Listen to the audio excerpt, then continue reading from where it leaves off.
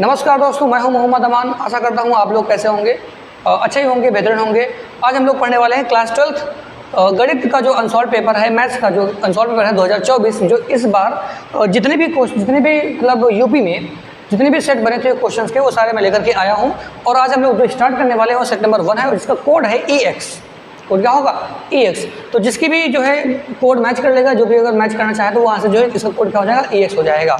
तो इसमें तो क्या है, हम लोग सबसे पहले जो देखने वाले हैं वो होंगे MCQ होंगे, और MCQ कैसे किया जाएगा उन चीज़ों को देखते हैं हम लोग आराम से। ठीक है, देखिए यदि अवयव A और B के क्रम क्रमशः P क्रॉस Q और Q क्रॉस R है तो AB का क्रम क्या होगा?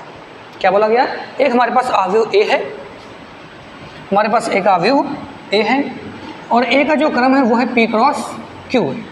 ठीक है, और कहा गया कि जो B है और B का जो क्रम है वो है Q क्रॉस R का है। बात समझ रहे कि नहीं? A का जो क्रम वो P क्रॉस Q है और जो B का क्रम है वो है Q क्रॉस R है। तो कहने बताओ AB का क्रम क्या होगा? भाई सिंपल सी बात है, देखो यहाँ पे दोनों सेम है, दोनों सेम है कि नहीं? इनको हटा दो, बचे कौन? P और R। तो कौन बचा? P और R। तो जो ये AB का क्रम हो जाएगा वो क्या हो जाएगा? P क्रॉस R हो जाएगा। ठीक है, तो यहाँ पर जो ऑप्शन कौन सा होगा? P cross R। ये वाला पहला ऑप्शन क्या हो जाएगा? इसका राइट आंसर हो जाएगा। उसके बाद देखो यहाँ पे मैं एक और बता देता हूँ, यहाँ पे और भी क्वेश्चन कैसे बन सकते हैं। कभी कभी पूछता है कि एक जो अवयव हमारे पास A है वो 2 क्रॉस 3 का है, 2 क्रॉस 3 का है, और पूछता है कभी कभी B जो अवयव है वो क्या 3 क्रॉस 2 का है। तो बताओ क्या इनका जो गुणन है वो पॉसिबल है कि नहीं, मतलब कि AB पॉसिबल है कि नहीं। तो करना है, देखो क्या है, इसका क्रम लिखना है 2 क्रॉस 3 और इसका क्रम कितना है? 3 क्रॉस 2। जब दोनों यहाँ पे लास्ट में सेम हो, कैसे हो?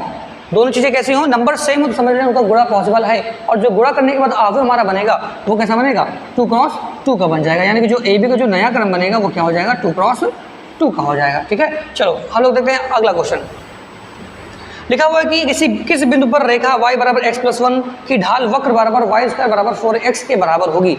मतलब कि देखो एक रेखा ये हमारे पास दी गई है और एक वक्र दिया गया है। ये वक्र किसका है? परवलय का है। तो कहा गया कि इन जो दोनों की ढाल है यानी कि प्रवणता है वो कैसी है? दोनों की बराबर है, लेकिन वो भी किस बिंदु पर? ठीक है, तो वो क्या करना है? बहुत सिंपल सी बात है, y बराबर दिया गया x+1, y बराबर x+1, इसकी निकालोगे प्रवणता, क्या करोगे? अवकलन करोगे x के सापेक्ष, तो कितना आ जाएगा? dy/dx बराबर x का अवकलन क्या होगा? 1 हो जाएगा। ठीक, ये प्रवणता हो गई। अब देखो हम लोग निकालेंगे इसकी प्रवणता, y² बराबर क्या होगा? 4x। निकालो क्या हो जाएगा? 2y dy/dx और बराबर कितना आ जाएगा यहाँ से? 4। अगर यहाँ से काटने से 2 दूना 4 हो जाएगा, फिर dy/dx बराबर कितना आ गया हमारे पास? 2/y आ गया।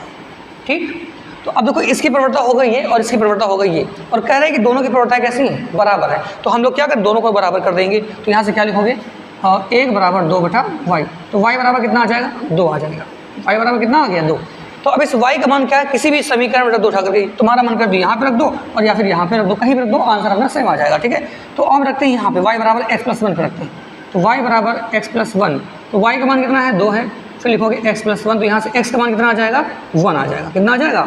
1। तो x का मान आया है 1 और y का मान कितना है? 2। तो जो बिंदु बनेंगे वो क्या हो जाएंगे? 1,2 हो जाएगा। तो क्या देखो यहाँ पे कोई ऑप्शन है? ये देखो पहला ही ऑप्शन यहाँ पे 1,2 क्या हो जाएगा? इसका राइट आंसर हो जाएगा। अब हम लोग देखते हैं अगले क्वेश्चन पर। ठीक है, तो इस क्वेश्चन देखो क्या लिखा है, उसका 3rd नंबर है। यहाँ पे लिखा है समाकलन √1 + sin 2x का मान होगा। देखो यानी कि जो समाकलन हमको करना है वो करना है किसका?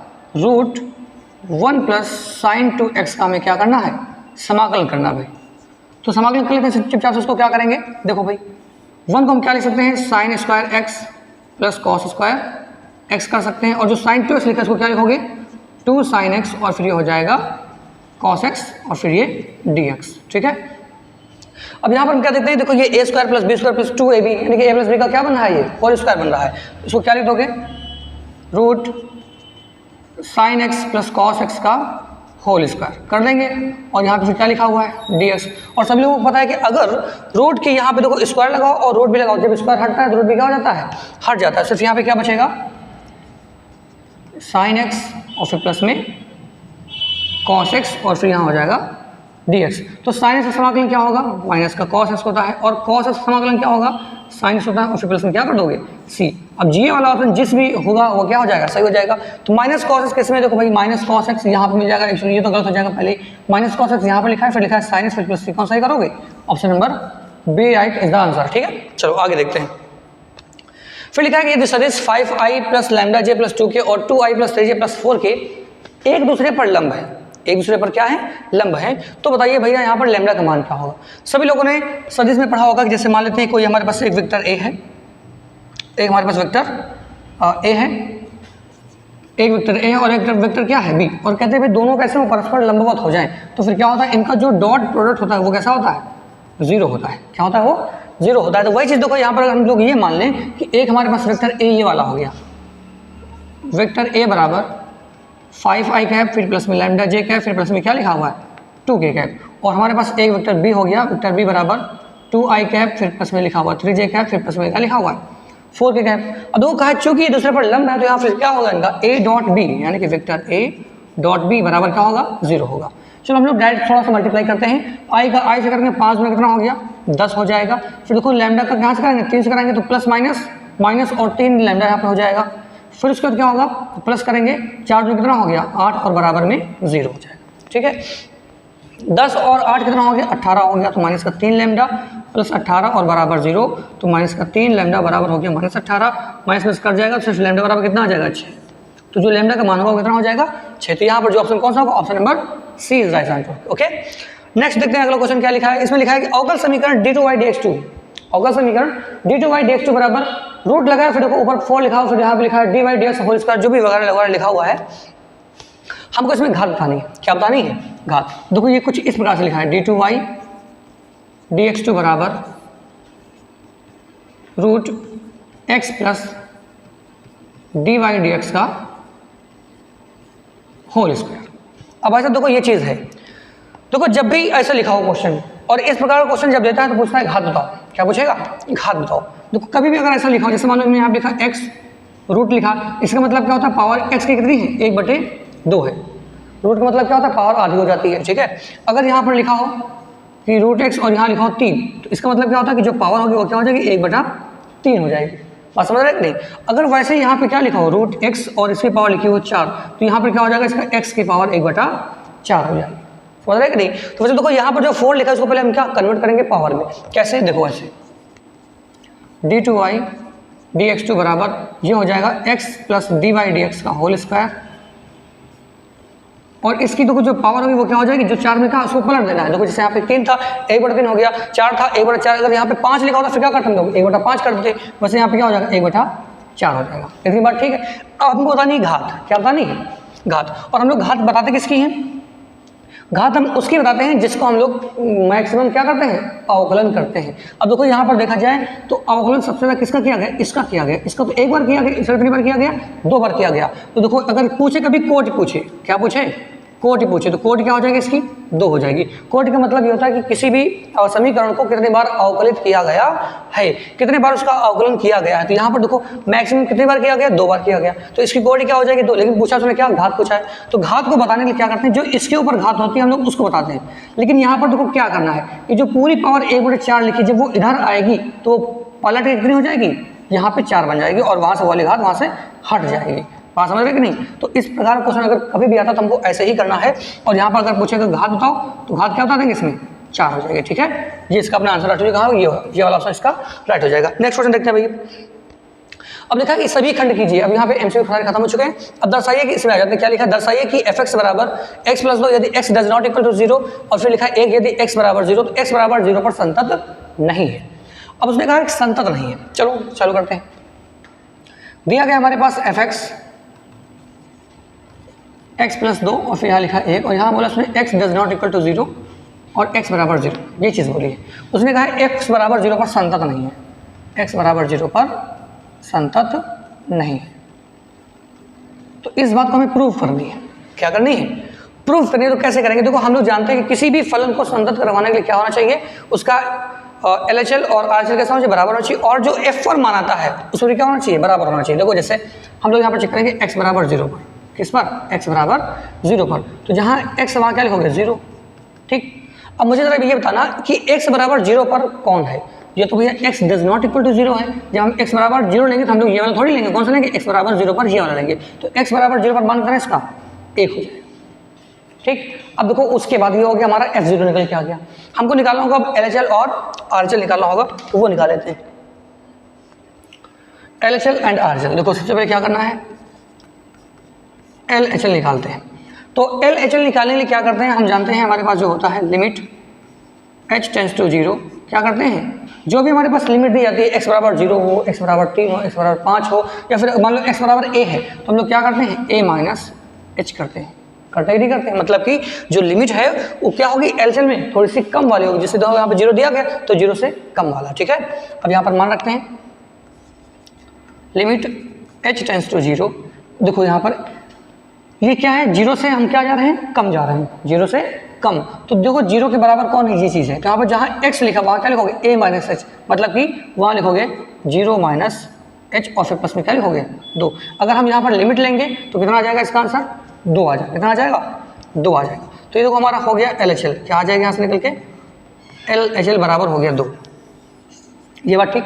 अब ऐसे हम लोग क्या निकालेंगे, RHL निकालेंगे। तो RHL निकालने के लिए क्या करते हैं, जैसे यहाँ पर हमने क्या किया, लिमिट h टेंस टू 0, फिर यहाँ पे क्या होगा FA प्लस, जब LHL निकालना हो तो a माइनस एच करते हैं, जब निकालना हो RHL तो क्या करते हैं a प्लस एच करते हैं। तो आओ यहाँ पर उठा करके इसको, तो लिमिट h टेंस टू 0, तो जहाँ पर x वहाँ क्या लिखोगे 0 प्लस एच और फिर प्लस में क्या लिखा हुआ है 2। अगर हम यहाँ पर लिमिट लेंगे तो यहाँ पर जो हमारे पास RHL होगा वो कितना आ जाएगा, 2 आ जाएगा। कितना आ जाएगा, 2 आ जाएगा। अब देखो यहाँ पर LHL बराबर है किसके, RHL के, लेकिन हमारे पास देखो यहाँ पर F0 कितना आया, 1 आया है। तो अगर ये फलन संतत होता, अगर ये फलन संतत होता तो फिर इसका मान और इसका मान तीनों के मान बराबर आने चाहिए, लेकिन यहाँ पर तीनों के मान बराबर नहीं है। तो फिर क्या लिखोगे, यहाँ पर लिखेंगे आगे, लिखोगे LHL बराबर RHL does not equal to F0, ठीक, does not equal to F0। तो फिर क्या लिखोगे, अतः x बराबर 0 पर यह फलन संतत नहीं, ठीक, समझी बात को। अगर ये फलन संतत होता तो x बराबर 0 पर ये भी क्या होता है, सबके मान बराबर आने चाहिए, लेकिन यहाँ पर बराबर आए नहीं है, तो इस वजह से जो है फलन क्या होगा, संतत नहीं होगा। अब देखते हैं हम लोग अगला क्वेश्चन। देखो इस क्वेश्चन में क्या लिखा हुआ है कि साइन इनवर्स साइन 7π/4। देखो अगर ये क्वेश्चन दिख नहीं रहा, सभी के पास अनसॉल्व होगी, उसमें देख सकते हैं। यहाँ पर अगर देखने में दिक्कत हो रही हो तो वैसे मुझे लग रहा है दिख रहा होगा, फिलहाल मैं यहाँ पे लिख दे रहा हूँ, फिर भी यहाँ पे लिख दे रहा हूँ, ठीक है, कोई दिक्कत वाली बात नहीं है। तो क्वेश्चन क्या लिखा, ख नंबर में लिखा हुआ है कि साइन इनवर्स, फिर लिखा है साइन 7π/4, करें इसका मुख्य मान बताओ, इसका मुख्य मान बताना। तो करना क्या, देखो साइन इनवर्स, साइन देखो पहले इसको हम लेकर के आएंगे कहाँ पे, जो है जिसकी रेंज होती है वो चीज़, क्योंकि जो साइन का मान होता है वो क्या होता है -π/2 से, -π/2 से इसका मान कहाँ से होता है, +π/2 के बीच में होता कि नहीं होता है, इसका मान जो है +π/2 के बीच में होता है। तो पहले देखो ये जो 7π/4 लिखा है इसको हम लोग लिमिट में लेके आएंगे, इसके और इसके बीच की जो है वैल्यूज यहाँ पे रखेंगे, तो वो क्या होगा, वो हो जाएगा यहाँ पे देखो 2π माइनस का π/4, समझ रहे हैं कि नहीं। अगर हम देखो इसमें क्या करें, 2π में से π/4 घटाएंगे तो फिर से ये आ जाएगा 7π/4, समझ रहे कि नहीं। तो अब ये 2π/4 मतलब कितना होता है, ये 360 माइनस थीटा। जब 360 माइनस थीटा होता है तो साइन का मान निगेटिव आता है निकल के, ठीक है। तो यहाँ पर लिखोगे साइन इनवर्स और ये हो जाएगा क्या, माइनस का साइन π/4। अब इस माइनस को भेज दो बाहर, तो यहाँ साइन इनवर्स और साइन क्या हो जाएंगे, हट जाएंगे, सिर्फ क्या हो जाएगा माइनस, और यहाँ हो गया π/4। तो इसका जो मुख्य मान होगा वो क्या हो जाएगा, π/4 हो जाएगा। उसके देखो नेक्स्ट क्वेश्चन क्या लिखा हुआ है इसमें, नेक्स्ट क्वेश्चन दिया हुआ है इसमें, मैं थोड़ा साइड कर रहा हूँ इसको। अब देखो अगला सॉल्व, इसको सॉल्व करते हैं, इसको भी यहाँ पे मैं साइड कर दे रहा हूँ, इसको यहाँ पे कर रहा हूँ, ठीक है, देख लेना अपना आराम से। उसके देखो नेक्स्ट क्वेश्चन क्या लिखा है इसमें, कहा गया कि यदि y बराबर ae⁻x फिर प्लस में लिखा है b, तो सिद्ध करो, तो सिद्ध करना है d2y dx2 minus dy dx और बराबर 0। ये चीज़ हमें सिद्ध करनी है। और ये भी कहा गया है कि जो a और b है वो कैसे हैं, अचर है, ठीक। चलो हम लोग तो देख रहे हैं, सिंपल सी बात हम देख रहे हैं यहाँ पर क्या इसका अवकलन किया गया, तो हम लोग क्या करते हैं, इसका अवकलन कर देते हैं। जब करेंगे तो यहाँ हो जाएगा dy dx, और जब करते हैं अवकलन तो कांस्टेंट क्या होता है, बाहर आता है, और e⁻x का e⁻x ही रहता है, और b का क्या हो जाएगा, 0 हो जाएगा। एक बार फिर से करो, इसका अवकलन कितना हो जाएगा, और d2y dx2 और फिर बराबर क्या हो जाएगा, यहाँ से a हो जाएगा, फिर e⁻x का फिर से e⁻x ही रहेगा। अब देखो ये जो चीज़ है ये किसके बराबर, dy dx बराबर है कि नहीं, तो इसको उठा के यहाँ पे झोंक दो, तो ये हो जाएगा d2y dx2 बराबर dy dx, और dy dx को ले आओ इस तरफ, तो यहाँ होगा d2y और dx2 माइनस dy dx बराबर 0। अब देखो हमें क्या करना था, यही चीज़ प्रूफ करी थी, फिर यहाँ पे क्या लिख दोगे, अतः सिद्ध हुआ, या फिर लिखेंगे इसको इति सिद्धम। क्या लिख देंगे इसको, इति सिद्धम। ठीक है, अब देखते हैं हम लोग अगले नेक्स्ट क्वेश्चन पे। ठीक है, अब देखते हैं आगे यहाँ पे कहाँ चला गया क्वेश्चन। और हाँ, ये वाला हो गया। अब देखो इस पे आते हैं, और कहाँ चला गया क्वेश्चन, हाँ ये वाला। अब देखो यहाँ पे क्या लिखा, अवकल समीकरण दिया हो। पहले देखो क्वेश्चन को पढ़ लेते हैं, यहाँ पे मैं नोट कर रहा हूँ, उसको देख लेना पे ढंग से। लिखा है कि अवकल समीकरण dy dx बराबर लिखा है 1 प्लस एक्स स्क्वायर, और नीचे लिखा है 1 प्लस वाई स्क्वायर। करें इसको हल करो, इसको क्या करना है, हल करना है। और ये है अवकल समीकरण। क्या है ये, अवकल समीकरण है। तो देखो ये चीज हम देखेंगे अवकल समीकरण में किस प्रकार से क्वेश्चन बन सकते हैं। पहला बनेगा कि अगर y वाले अलग हो जाए, x वाले अलग हो जाए, पहला तरीका ये होता है। दूसरा क्या होता है, समघाती बनना चाहिए। और तीसरा क्या होता है, हम लोग एक हमारे पास फॉर्मेट होता है जो मानक रूप होता है, उस टाइप से। तो अगर हम लोग पहले देखें क्या ये सेपरेट हो जाएगा, क्या ये अलग अलग हो जाएगा, तो देखो ये 1 प्लस वाई स्क्वायर लिखा है, इसको हम भेज देते हैं इसके पास, और इसको भेज देते हैं हम लोग इसके पास, तो चला जाएगा, आराम से भेज दो इसको। यहाँ पे हो जाएगा 1 plus y square, 1 plus y square, फिर लिखा है यहाँ पे डी वाई, फिर बराबर यहाँ लिखा है 1 प्लस एक्स स्क्वायर, और फिर ये लिखा हुआ है डी एक्स। अब क्या करेंगे, इंटीग्रेटिंग बोथ साइड, क्या करेंगे, दोनों पक्षों में समाकलन करने पर, दोनों पक्षों का समाकलन करने पर, जब करेंगे समाकलन, देखो भाई क्या हो जाएगा, 1 plus y square d y बराबर 1 प्लस एक्स स्क्वायर, और फिर ये डी एक्स। अब यहाँ पर समाकलन करने के लिए क्या करते हैं, देखो 1 का समाकलन क्या होता है, y होगा, और y स्क्वायर क्या हो जाएगा, y क्यूब बटे 3। और सभी लोगों ने पढ़ा होगा x की पावर n का फार्मूला, x की पावर n प्लस 1 बटे n प्लस 1 होता है। ठीक है, तो वही चीज़ यहाँ पे लगा दी हमने। फिर बराबर करेंगे, यहाँ देखो 1 का क्या होगा, x हो जाएगा, और एक्स स्क्वायर क्या होगा, एक्स क्यूब बटे 3, और फिर प्लस में साथ में क्या रहेगा, एक कॉन्स्टेंट भी तो रहता है। तो अब करते क्या है, हम लोग इसको जो है एक काम कर लेते हैं, सबको चाहे तो ले आओ, इधर ले आओ। ठीक है, सभी को ले आते हैं, या फिर अगर इतना भी कर देंगे तभी कोई दिक्कत नहीं। ठीक है, ये हमारा जो है इसका आंसर बन जाएगा। ठीक, डन, ओके, चलो, तो ये अपना जो है इसका आंसर हो जाएगा। अब देखो नेक्स्ट क्वेश्चन क्या बोला गया है, बोला गया है कि ये प्रायिकता का सवाल है, प्रायिकता सवाल है। तो प्रायिकता का सवाल को करने के लिए पहले मैं इसको क्या करता हूँ, थोड़ा साइड कर दे रहा हूँ, इसको थोड़ा सा यहाँ पे साइड, और फिर देखते हैं अगला क्वेश्चन क्या लिखा हुआ है। देखो भाई, लिखा किसी दौड़ में ए के जीतने की प्रायिकता, वो कौन सा नंबर, ये अवकल समीकरण, ये हो गया अंगा नंबर। अब ये कौन सा होगा, अंगा। किसी दौड़ में ए के जीतने की प्रायिकता 1/3 है तथा बी के जीतने की प्रायिकता 1/4 है। उस दौड़ में ए और बी में से कोई न जीत पाए, इसकी प्रायिकता बताओ। मतलब क्या हुआ कि देखो यहाँ पे क्या लिखा है, ए के जीतने की प्रायिकता, ए के जीतने की प्रायिकता, तो वो भाई साहब वो 1/3 है, कितनी है, 1/3। अब देखो उसने पूछा क्या, उसने कहा ए के जीतने की प्रायिकता 1/3 है, लेकिन फिर उसने पूछा है कि ए और बी से कोई न जीत पाए, इसकी प्रायिकता बताओ। तो हम लोग पहले यहाँ पे निकालेंगे ए के ना जीतने की प्रायिकता, ए के ना जीतने की प्रायिकता। तो जब ना जीतने की प्रायिकता की बात करते हैं हम लोग क्या करते हैं, 1 में से उसको माइनस कर देते हैं। तो इसको क्या कर दोगे, 1 से घटा देंगे हम लोग, तो कितना आ जाएगा, ये 2/3 आ जाएगा। ठीक है, चलो अब देखो आगे क्या करना है हमें।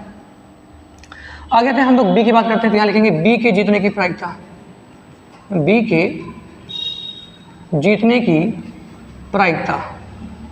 ठीक है, तो बी के जीतने की प्रायिकता बराबर वो क्या हो जाएगी, वो देखो दिया गया हमको 1/4 है, कितना है 1/4। तो भैया ये जो बी है वो भी रेस नहीं जीत पा रहा है, तो इसको भी क्या लिखोगे, बी के ना जीतने की प्रायिकता, बी के ना जीतने की प्रायिकता।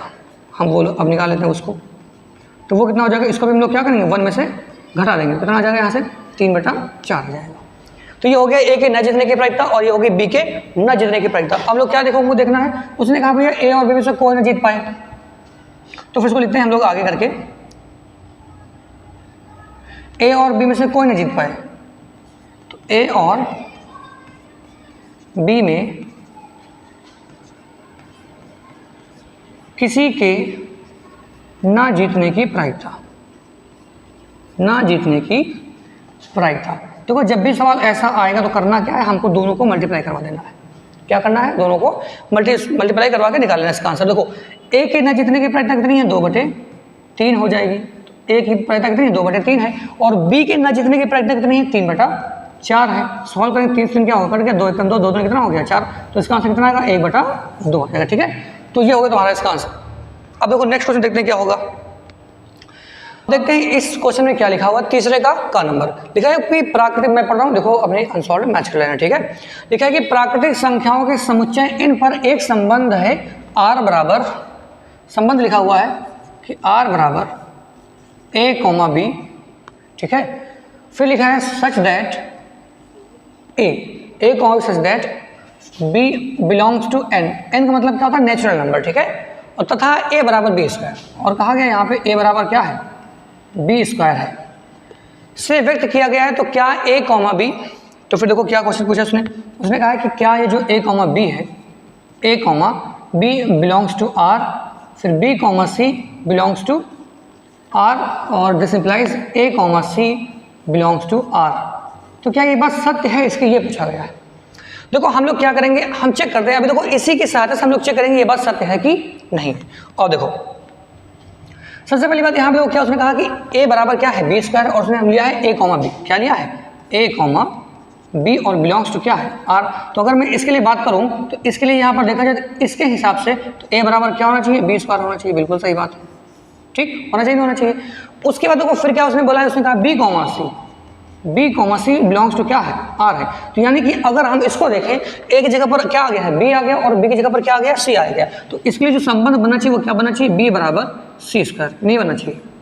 ठीक, ये तो बनना चाहिए, लेकिन हमको क्या सिद्ध करना है, हमको सिद्ध करना है a, c के लिए। किसके लिए, a, c के लिए। तो अब देखो इसके लिए हमें सिद्ध करना, तो क्या करेंगे भाई, a की जगह पर a रहेगा और b की जगह पर क्या आ गया, c, तो यहाँ हो जाएगा c का स्क्वायर, यही हो जाएगा c का स्क्वायर। अब देखो क्या करना है, यहाँ से आगे उसको हम बढ़ाएंगे तो क्या करेंगे, तो ये चीज़ हमें सिद्ध करनी, मतलब कि अगर सत्य बात होगी तो हमें ये चीज़ निकल के आनी चाहिए।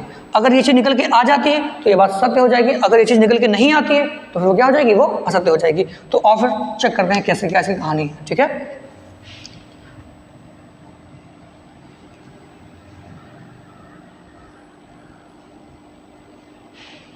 देखो अब यहाँ पर हम क्या देखते हैं कि जो है b है, b किसके बराबर है, c के स्क्वायर, मतलब c स्क्वायर बराबर। तो ये इस b का हम लोग यहाँ पर उठा करके, तो क्या हो जाएगा a बराबर, यहाँ पे देखो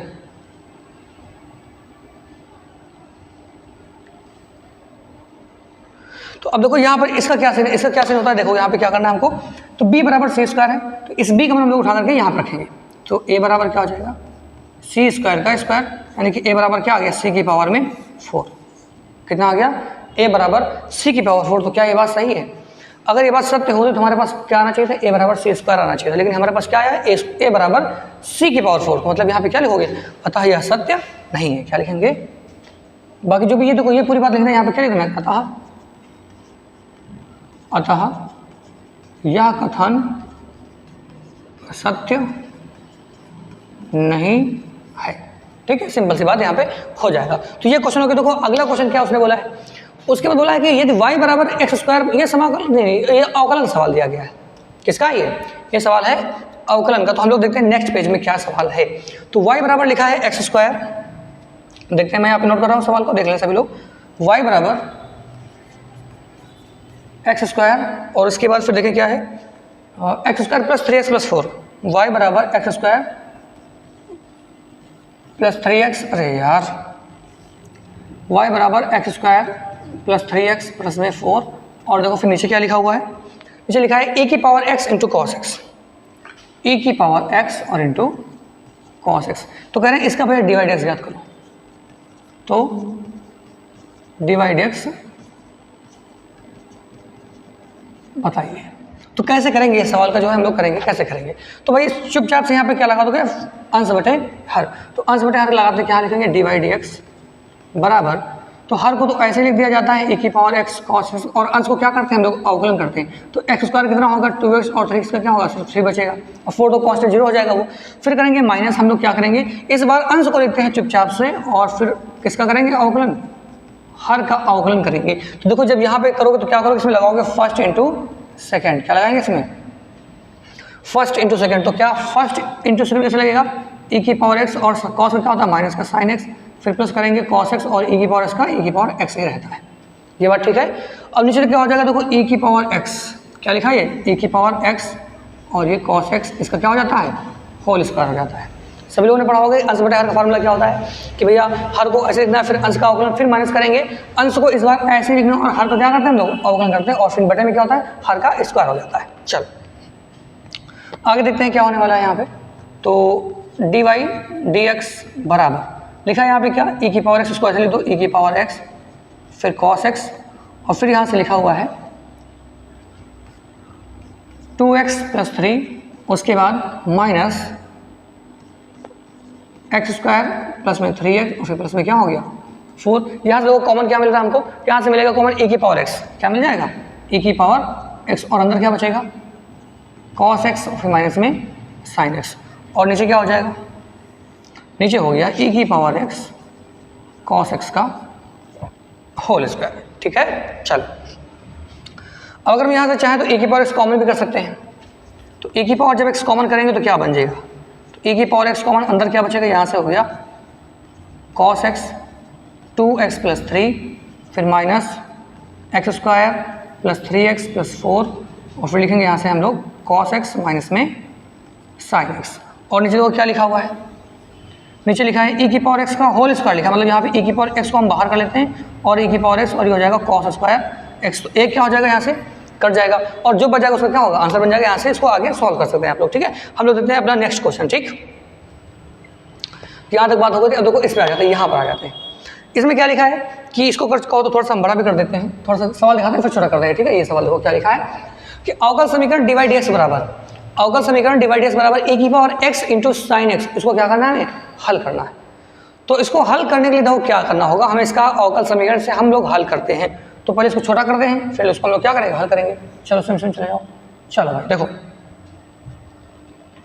तो इसको हल करने के लिए क्या करना पड़ेगा, यहाँ से हमारे पास लिखते हैं पहले इसको क्या लिखा है dy dx बराबर dy dx बराबर e की पावर x और फिर लिखा है ये sin x।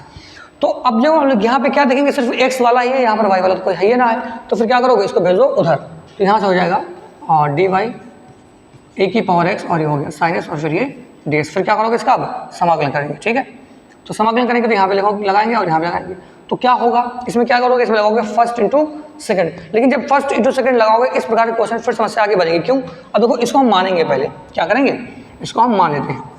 तो dy बराबर इसको क्या मान लो i और इसको समीकरण नंबर 1 दे दो। ठीक, तो अब इस i का समझ जो हम लोग करेंगे अगले थोड़ा साइड में यहाँ पे समाकलन करते हैं, थोड़ा साइड में करते हैं। ठीक है, देखो कैसे, तो i बराबर हमने क्या माना है e की पावर x और फिर ये हो गया sin x dx। यहाँ पे करेंगे फर्स्ट इंटू सेकंड, क्या करेंगे फर्स्ट इंटू सेकंड। लेकिन देखो जब हम लोग समाकलन का सॉल्व करते हैं क्वेश्चन तो हम लोग क्या करते हैं जो e की पावर में होता है उसको लास्ट में मानते हैं सेकंड वाला ना, तो फर्स्ट किसको मानोगे साइन को और सेकंड मानोगे e की पावर x को। चलो तो फर्स्ट वाले को तो ऐसे लिखेंगे, यहाँ पे चुपचाप से कर देंगे और फिर e की पावर x का समाकलन तो e की पावर x होता है, फिर करोगे माइनस साइन का अवकलन क्या होगा cos x और फिर e की पावर x का क्या होगा a की पावर x और फिर ये हो गया dx। तो i बराबर हो गया e की पावर x, फिर लिखेंगे यहाँ पे sin x माइनस, फिर देखो यहाँ पर क्या लगाओगे फर्स्ट इंटू सेकंड लगाएंगे फिर से। तो देखो भाई फर्स्ट को तो ऐसे ही रखना है और e की पावर x का e की पावर x हो जाएगा, फिर करेंगे माइनस cos का क्या होगा माइनस sin x, cos का होता है माइनस sin x, लेकिन देखो माइनस यहाँ पे क्या बन जाएगा प्लस बन जाएगा, फिर लिखोगे यहाँ पे sin x इंटू e की पावर x और फिर ये dx। ठीक, तो ये चीज़ जब ये चीज़ हो जाएगी उसके देखो ये sin x इंटू e की पावर x ये किसके बराबर है i के बराबर है, तो यहाँ पे लोग क्या रखेंगे i का मान रखेंगे यहाँ पे। तो i बराबर e की पावर x और फिर हो जाएगा यहाँ से sin x माइनस ये हो जाएगा e की पावर x और ये हो गया cos x, फिर प्लस माइनस माइनस और ये किसके बराबर हो गया i, तो i को लिया उधर तो i और i क्या हो गया, फिर यहाँ से कॉमन करोगे e की पावर x अंदर क्या बचेगा sin x माइनस में cos x, दो को भेज दो नीचे तो i बराबर हो गया e की पावर x बटे में हो गया 2, फिर sin x minus cos x इतना बन जाएगा हमारे पास। तो ये i का मान आ गया, इस i का मान कहाँ को समीकरण 1 में उठा करके, तो इस i का मान समीकरण 1 में रखते हैं। तो y का समाकलन क्या होगा y कर दो और फिर यहाँ पे i का मान कितना आ गया e की पावर x बटे 2 और फिर लिखा हुआ है sin x माइनस में cos x और फिर लास्ट में क्या करोगे c कांस्टेंट जो होता है उसको कर देंगे यहाँ पर और इस 2 को भेज दो इधर, और 2 को जब इस 2 को हम यहाँ पे करेंगे c में तो क्या होगा कांस्टेंट ही बन जाएगा और इस 2 को भेज दो इस तरफ, तो हो गया 2y बराबर e की पावर x और ये हो जाएगा sin x माइनस में cos x और फिर प्लस में c। तो ये चीज़ हमारी देखो हो जाएगी। ठीक, तो इस प्रकार से ये वाला अवकल समीकरण क्या हो जाएगा हल हो जाएगा। अब देखो उसका अगला क्वेश्चन क्या लिखा हुआ है, अगले क्वेश्चन में वो लिखा क्या है, इसको थोड़ा हम साइड कर देते हैं, फिर उसको हम पढ़ते हैं, शॉर्ट में यहाँ पे लगा देंगे उसको भी। तो ये चीज़ थोड़ा यहाँ पे रखते हैं और इसको थोड़ा सा हम यहाँ पे खिसका देते हैं। चलो आ जाओ तुम, ये चीज़ ठीक, ओके। या फिर थोड़ा नीचे करना है इसको, चलो ठीक, कोई बात नहीं, इसको यहाँ पे नोट कर लो इसको अच्छा पहले।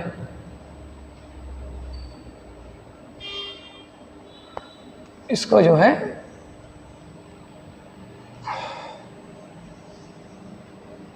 इसको इसी में बड़ा रहने देते हैं, ठीक। चलो अगले पेज में देख लेते हैं आप लोग क्या सवाल दिया गया अगले पेज में, ठीक है। लेकिन सवाल को पहले पढ़ लेते हैं, फिर हम लोग देखते हैं अगले पेज में क्या होगा।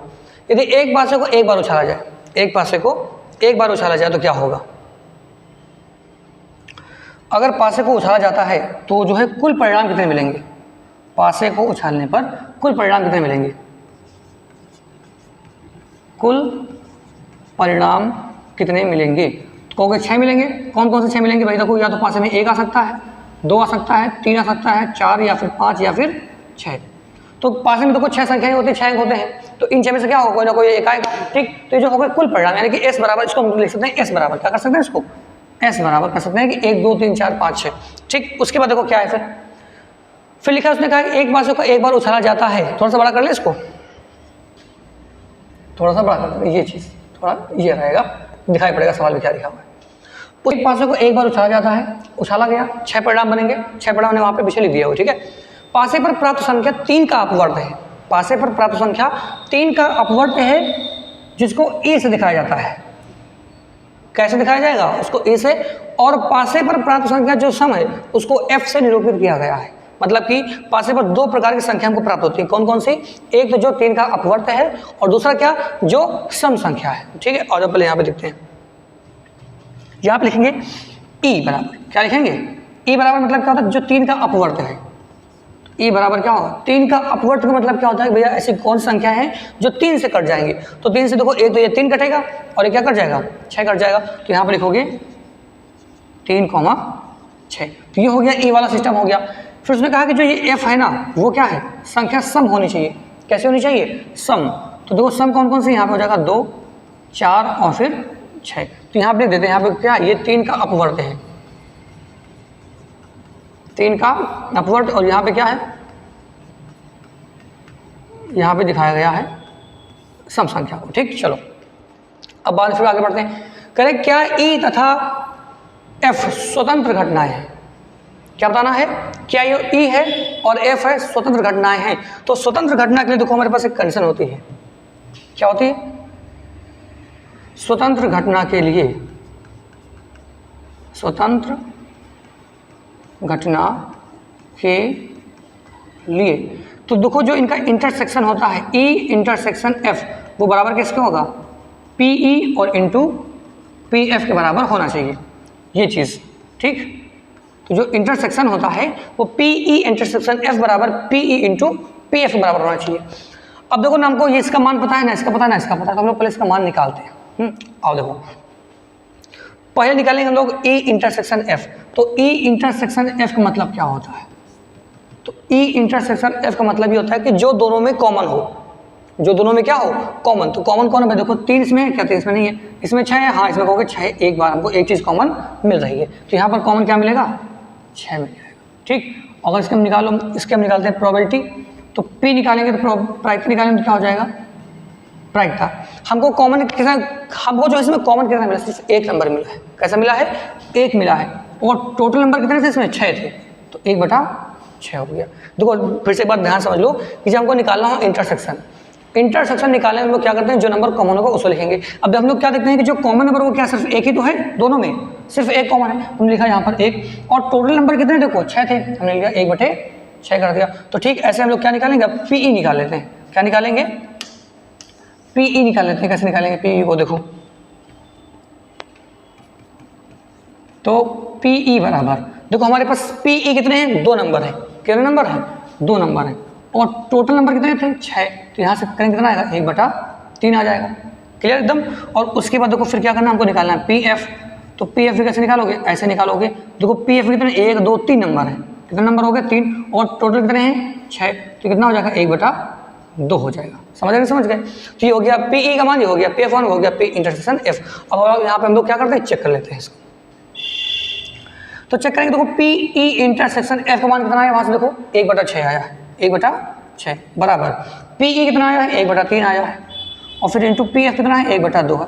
सॉल्व करेंगे, देखो 1/6 बराबर 1/6, मतलब कि दोनों तरफ से मान कैसे आ रहे हैं, सेम आ रहे हैं। तो क्या लिखोगे,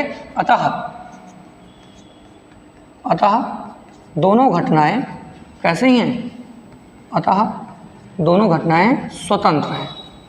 कैसे हो जाएंगी, स्वतंत्र क्यों होंगी, क्योंकि देखो यहाँ पर दोनों के मान कैसे हो गए, बराबर। तो यहाँ पे अगर चाहो तो लिख सकते हैं LHS बराबर RHS। ठीक है, चलो अब देखते हैं हम लोग अगला क्वेश्चन। अगले क्वेश्चन पे वो क्या लिखा, थोड़ा सा बड़ा करते हैं, थोड़ा समझ में आ जाएगा क्या पढ़ा गया यहाँ पे ना, तो फिर आगे सवाल को सॉल्व करने में अच्छा लगेगा। अरे चलो देखो, कहा गया अवकलन कीजिए y बराबर cos x की whole power sin x, cos x की होल पावर sin x, हमको इसका पहले करना है अवकलन। तो चलो पहले इसको निपटते हैं, बाद में फिर देखा जाएगा दूसरे को। तो y बराबर cos x की होल पावर sin x करेंगे। देखो y बराबर cos x की होल पावर क्या लिखा है, sin x लिखा है। तो इस प्रकार का जब अवकलन करने के लिए आता है तो हम लोग क्या करते हैं, करते ये हैं कि जब फंक्शन की पावर फंक्शन लिखी हो, जब फंक्शन की पावर फंक्शन लिखी हो तो हम लोग क्या इसमें लॉग लेते हैं, क्या लेते हैं, लॉग। जब दोनों तरफ लोगे लॉग तो क्या होगा, log y बराबर, और जो पावर में होती है वो पावर कहाँ जाती है, आगे आ जाती है। तो लिखेंगे यहाँ पर sin x, और फिर ये हो गया log cos x। अब इसका क्या कर लोगे, अवकलन कर दो। इसका क्या हो जाएगा, log y क्या होता है 1/y, और y फिर से करेंगे क्या होगा, dy dx बराबर, इसमें क्या लगाओगे, फर्स्ट इंटू सेकेंड लगा दोगे। तो फर्स्ट वाले को ऐसे ही रखना होता है, और सेकेंड वाले क्या करोगे, अवकलन। तो log cos x, तो इसका log क्या होता है 1/x, और cos हम लोग क्या करेंगे, फिर से करेंगे, तो जाएगा माइनस का sin x, फिर प्लस सेकेंड वाले करेंगे log cos x, और फर्स्ट वाले क्या होगा, sin का cos x हो जाएगा। आगे देखते हैं क्या बनेगा, ऐसे दो कुछ बनने वाला है। यहाँ से हो जाएगा 1/y और dy dx बराबर, यहाँ से क्या होगा, साइन और साइन क्या हो गया, माइनस का sin स्क्वायर x, या फिर यहाँ पे एक काम करो, इसको एक को tan कर दो, एक को हम लोग कन्वर्ट करते हैं tan में। ठीक, देखो sin अपॉन cos क्या हो जाएगा, tan हो जाएगा। तो यहाँ हो जाएगा, एक को लिखो sin x और एक को लिख दो tan x, और cos थोड़ा सा आगे लिख लो यहाँ पे, तो cos x, और ये हो जाएगा log cos x। y को भेज दो उधर, तो dy dx बराबर y, और अंदर हो गया माइनस का sin x, और फिर लिखा है tan x, फिर प्लस में cos x, और फिर ये लिखोगे log cos x। कितनी बार ठीक। अब y का मान देखो कितना था, y बराबर cos x की होल पावर sin x, तो यहाँ पे उसको पुट कर दो।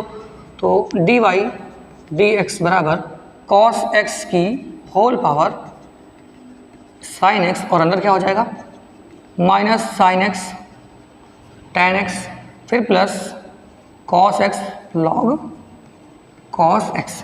तो ये तुम्हारा dy dx का मान निकल के यहाँ पर उसे आ जाएगा। तो ये तुम्हारा पहला सवाल तो हो गया। उसके बाद देखो एक प्रायिकता का सवाल बहुत पूछता है। प्रायिकता के सवालों को बहुत पढ़ लेना, क्योंकि सवाल यहाँ से बहुत ज़्यादा बन रहे हैं आजकल। ये तो हो गया तुम्हारा जो है, कौन सा नंबर था ये, चौथे का था। कौन नंबर था, चौथे का। तो इसको तो मैं यहाँ पे नंबर डाल रहा हूँ, ये चौथे का हो गया का नंबर। अब देखो आते हैं खा नंबर पे। किस पे, खा पे आते हैं। देखो क्या लिखा हुआ, बोला गया किसी लीप ईयर में 53 रविवार होने की प्रायिकता बताओ। लीप ईयर का मतलब क्या होता है, लीप ईयर का मतलब क्या होता है भाई, जिसमें जो है 366 दिन होते हैं। अगर मैं बोलूँ यहाँ पे जो साधारण वर्ष होता है, साधारण वर्ष, उसमें कितने दिन होते हैं, 365 दिन होते हैं। ठीक, लेकिन अगर बोले यहाँ पर लीप वर्ष में, तो लीप वर्ष में जो दिन होते हैं वो होते हैं, एक बढ़ जाता है फरवरी वाला, जिसमें 29 दिन हो जाते हैं, 366 हो जाते हैं। तो अगर हम देखें यहाँ पर, उसने कहा कि भैया रविवार होने की प्रायिकता बताओ, 53 रविवार होने की प्रायिकता बतानी है, 53 रविवार होने की प्रायिकता। तो अगर मैं पहले ये चेक करूँ भैया 366 दिन है, 366 दिन है, और इन 366 दिन में कितने रविवार पढ़ सकते हैं, कितने रविवार पढ़ सकते हैं। तो एक हफ्ते में होते हैं 7 दिन, अगर इसको हम 7 से भाग करें तो 366 को हम 7 से भाग करें, कितना आएगा, 7 बचे 35, और फिर कितना बचेगा, ऐसे 1 बचेगा, 7 और 14, कितना बचेगा, शेषफल 2 बचेगा। तो शेषफल कितना आएगा, 2। मतलब कि यहाँ पे क्या हुआ, 52 सप्ताह बनेंगे, 52 सप्ताह बन जाएंगे, और प्लस में क्या होगा, 2 दिन और बनेंगे, शेष अलग से बनेंगे भाई, 2 दिन इसमें और बनेंगे। अगर देखो यहाँ पर 52 सप्ताह बन रहे हैं, 52 सप्ताह बन रहे हैं तो इसका मतलब क्या है, यहाँ पर 52 रविवार भी होंगे। तो 52 सप्ताह होने का मतलब क्या है भाई, 52 रविवार, हर बार संडे, हर बार मंडे, फिर ट्यूसडे करते करते, तो 52 रविवार तो यहाँ पे हो गए। लेकिन ये 2 दिन हमको नहीं पता कि कौन सा जो है होगा, रविवार होगा कि सैटरडे होगा कि संडे, जो भी चीज़ हो वो भी हो। तो इसके लिए देखो हमें क्या क्या चीज़ करनी पड़ेंगी। हम देखो यहाँ पे इसको जो है पूरे परिणाम देखते हैं क्या क्या हो सकता है। हो सकता है कि देखो क्या हो सकता है कि भैया संडे हो सकता है संडे हो, या फिर क्या हो, इसको हिंदी में लिख दें तो सही लगेगा ना, वो रविवार हो सकता है, या फिर वो क्या हो सकता है, सोमवार हो सकता है। पहली चीज़ तो ये बन सकती है कि भाई जो 2 दिन एक्स्ट्रा बच रहे हैं उनमें से हो सकता है एक रविवार हो, या फिर एक क्या हो, सोमवार हो, या फिर क्या हो सकता है, एक सोमवार हो और एक क्या हो, मंगलवार हो सकता है कि नहीं हो सकता है, 2 बात भी हो गई। उसके बाद फिर क्या हो सकता है कि भैया एक मंगलवार हो और फिर दूसरा कौन हो जाए, बुधवार हो जाए। उसके बाद फिर क्या हो सकता है कि एक बुधवार हो और दूसरा क्या हो जाए, थर्सडे यानी कि बृहस्पतिवार, एक हो जाए बृहस्पतिवार।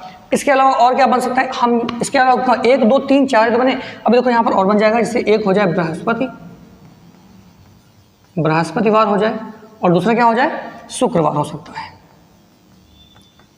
उसके बाद फिर और कौन हो सकता है भैया, एक शुक्रवार हो सकता है और एक शनिवार हो सकता है कि नहीं हो सकता है। और उसके बाद देखो एक और बन सकता है भैया, हो सकता है वो शनिवार हो या फिर क्या हो, रविवार हो। आप बताओ क्या ये 2 दिन हमको तो पता नहीं कौन से होंगे, लेकिन हाँ इतना पता है कि भैया इन्हीं 7 कंडीशन में से कोई ना कोई होगा, या तो भाई ये हो जाएगा, या तो ये हो जाएगा, या तो ये हो जाएगा, या फिर ये जो भी हो जाए वो हो जाएगा। लेकिन उसने पूछा कि उसने कहा 53 रविवार होने की प्रायिकता बताओ। क्या पूछा उसने, 53 रविवार। देखो 52 तो यहाँ पर थे, 52 तो यहाँ पर थे, लेकिन 53 की बात कर रहा है, एक हमको और बनाना है। तो एक और कहाँ पर से आएगा, तो देखो भैया रविवार कहाँ आ रहा है, एक रविवार यहाँ पे आ रहा और एक रविवार यहाँ पे आ रहा है। मतलब कि इन 7 में से सिर्फ 2 ऐसी जगह पर रविवार आ रहा है जहाँ पर हम बता सकते हैं हाँ यहाँ पे रविवार बन गया। तो देखो इसका जो है बन क्या जाएगा, थोड़ा सा ऊपर कर देते हैं इसको ना, यहाँ पे आ जाओ। तो यहाँ लिखेंगे 53 रविवार होने की प्रायिकता। क्या लिखेंगे, 53 रविवार होने की प्रायिकता। देखो इन 7 में से कितने बन रही हैं, 1 और 2 बन रही हैं। कितने बन रहे हैं, 2, और टोटल कितने हैं यहाँ पे 7। तो वही देखो एक लीप ईयर में यानी कि एक लीप वर्ष में 53 रविवार होने की प्रायिकता कितनी हो जाएगी, 2/7 हो सकती है। ठीक है, चलो भाई इसको जो है आराम से करते रहना, अपना स्क्रीनशॉट लेते रहना अगर लेना है तो। ठीक, तो भाई चलो देखो अगला क्वेश्चन देखते हैं हम लोग। आगे क्या लिखा हुआ है, हमने यहाँ पे देखो लीप ईयर वाला कर लिया है। इसके बाद जहाँ पे आ जाओ, कौन सा नंबर लिखा हुआ है कि बिंदु 5,2, -4 से जाने वाली तथा सदिश 3i + 2j + -8k के समांतर रेखा का सदिश समीकरण ज्ञात कीजिए। देखो ये जो सवाल दिया गया है बिल्कुल फॉर्मूले पर बेस्ड है। सदिश में पढ़ाया गया होगा कि जब कोई सदिश एक बिंदु से होकर जाए तथा दूसरे के समांतर हो तो उसका फार्मूला क्या होता है। देखो मैं लिख दे रहा हूँ यहाँ पे, एक बिंदु से होकर, देखो एक बिंदु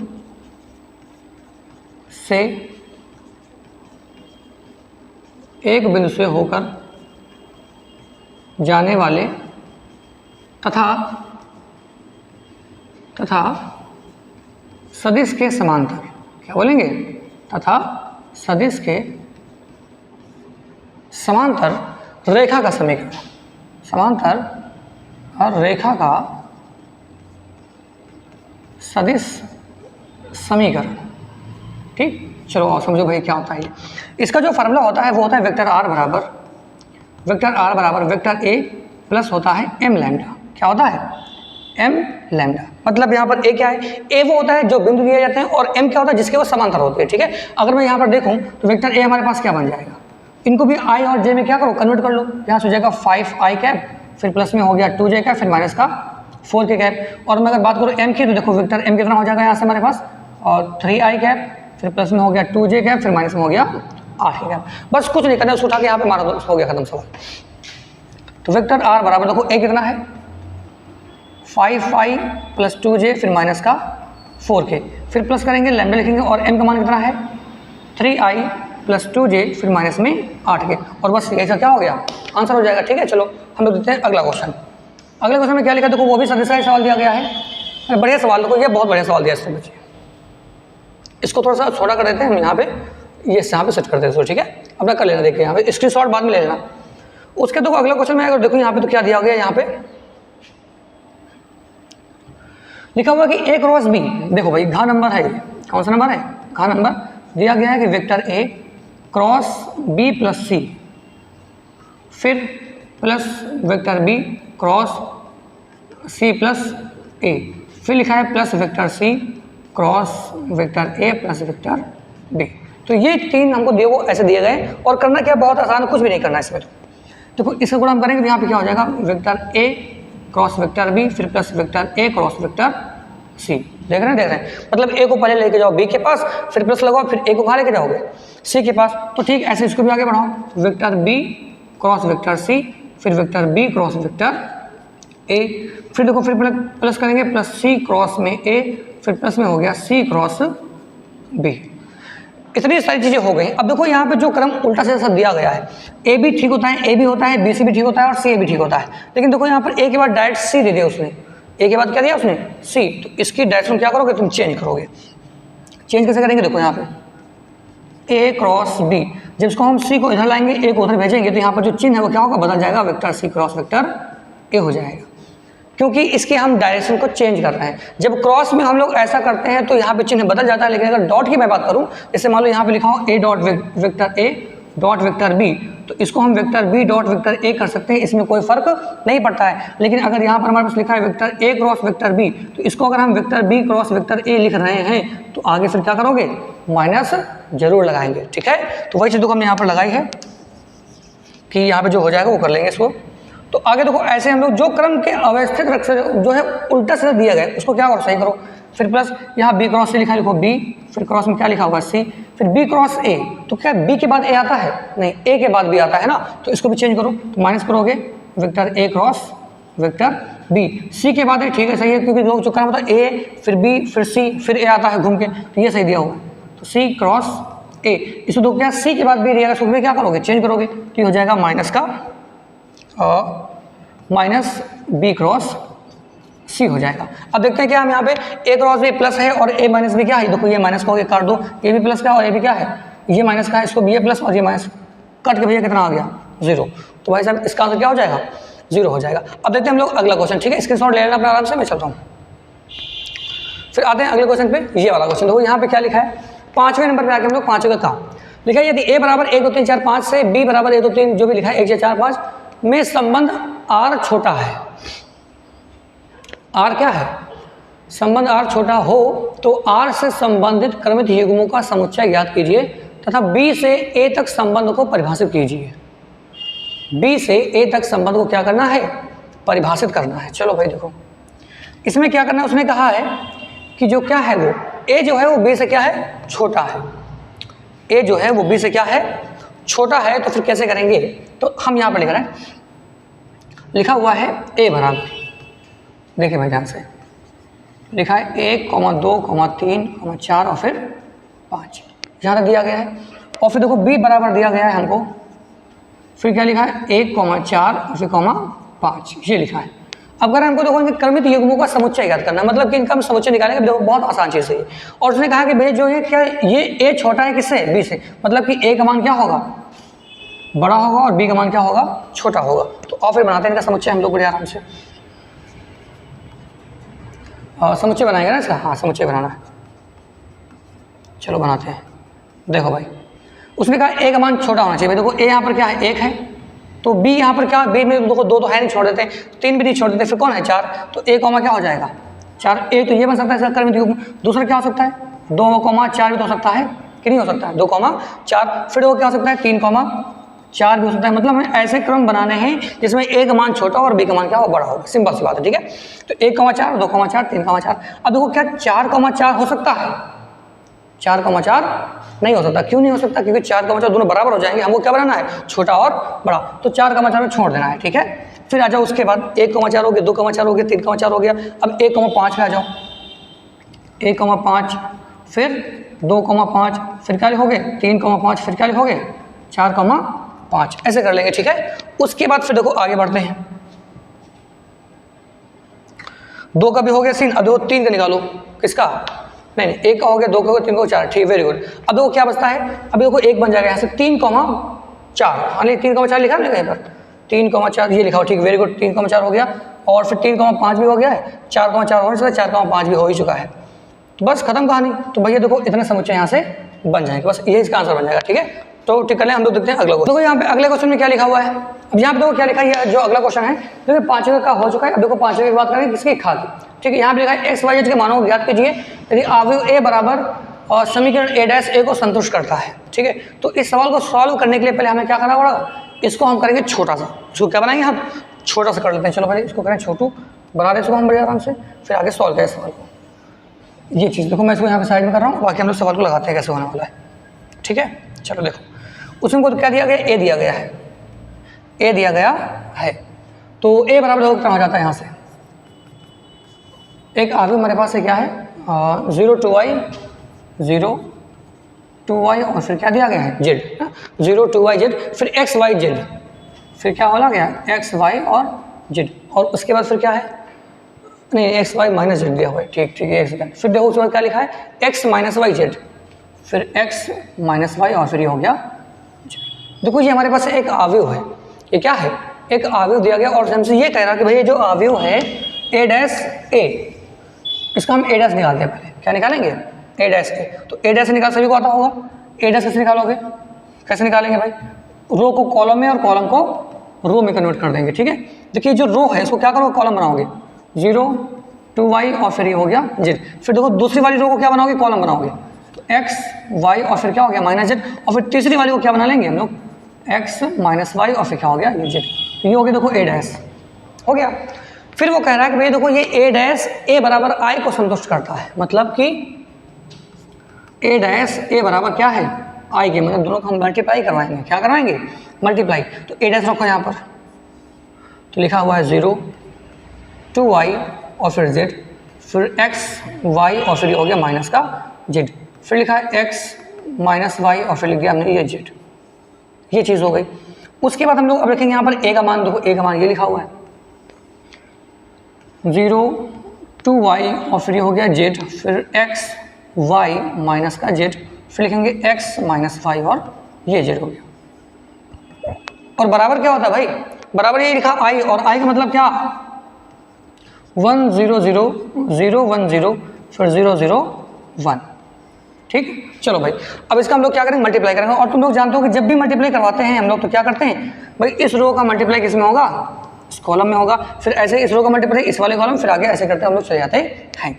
चलो तो 0 2 कराओ, 0 में 0 रहेगा, फिर x का किससे कराओगे, x तो हो जाएगा ये x स्क्वायर, फिर x का ऐसे कराओ कितना हो गया प्लस में ये हो गया x स्क्वायर, ठीक। चलो बढ़िया है। उसके बाद देखो आगे इसका इसमें हो चुका है, देखो इसका कराएंगे हम लोग इसमें, तो इसका कराओगे 0 में 0 हो जाएगा, फिर x y कराओगे तो यहाँ हो जाएगा x y, फिर प्लस माइनस क्या हो गया माइनस का x y, ठीक। फिर देखो इसका कराते हैं, यहाँ पे क्या होगा z x प्लस में, और फिर देखो यहाँ पे क्या हो गया माइनस माइनस क्या हो गया भाई सब, देखो इसका 0 इसमें हो जाएगा, हो गया माइनस, फिर यहाँ पे प्लस क्या हो जाएगा, यहाँ पे क्या ये माइनस होगा और ये हो जाएगा जेड एक्स, ठीक। मल्टीप्लाई करना तो पता ही होगा, कर लेंगे सभी लोग आराम से। फिर देखो 2 का हम लोग कराएंगे वाई से हो गया 0, फिर वाई का कराएंगे किससे x से, तो यहाँ पे हो गया एक्स वाई, फिर देखो इस वाई कराएंगे इससे तो हो जाएगा माइनस का एक्स वाई। उसके बाद इस 2 वाई का इस 2 वाई में कराओ कितना, 2 कितना हो गया 4 वाई स्क्वायर, फिर वाई का वाई से कराएंगे तो हो जाएगा वाई स्क्वायर, फिर देखो वाई वाई माइनस माइनस क्या हो गया प्लस हो जाएगा वाई स्क्वायर, ठीक। फिर नेक्स्ट देखो आगे क्या करना है, आगे हाँ ये इसका हो गया। अब देखो इसका हम लोग कराएंगे इसमें, तो यहाँ पे होगा 2yz, फिर यहाँ पे क्या होगा z, मतलब देखो ध्यान सुनो 2yz हो जाएगा, फिर यहाँ पे yz, फिर यहाँ पे yz, तो देखो प्लस का 2yz और माइनस का 2yz क्या बन जाएगा, यहाँ पे 0 बन जाएगा।